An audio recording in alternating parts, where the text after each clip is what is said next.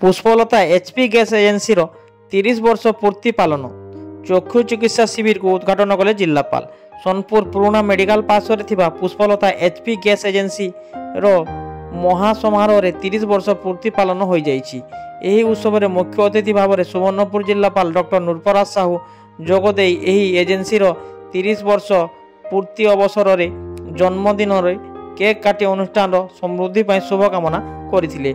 दीर्घ 30 वर्ष धरी सोनपुर मनमुंडा कंटावाल अंचल 16,000 ऊर्ध्व एचपी गैस ग्राहक को उत्तम सेवा प्रदान करी आसुथिबा विषय अवगत हेबा परे जिलापाल डॉक्टर साहू एजेन्सी प्रोपाइटर बासंती नायक को प्रशंसा करथिले।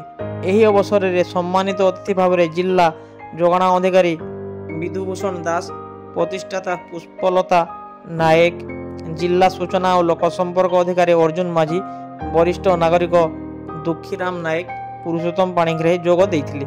परे परे एही अवसर में जिलापाल द्वारा एक चक्षु चिकित्सा शिविर उद्घाटन करा जायथिबा बेले एथिरे 60 रु ऊर्ध्व जन शिशु, पुरुष और महिला चक्षु, ब्लड प्रेशर, ब्लड सुगर परीक्षा करा जायथिला। 5 जन मोतिया बिंदु रोगी को ऑपरेशन पाए परामर्श करा जाई अनेक लोकों को चश्मा प्रदान करागला। एजेन्सी निर्देशक चरण नायक और चंद्रशेखर नायक तत्वावधान में यही कार्यक्रम अनुष्ठित होता।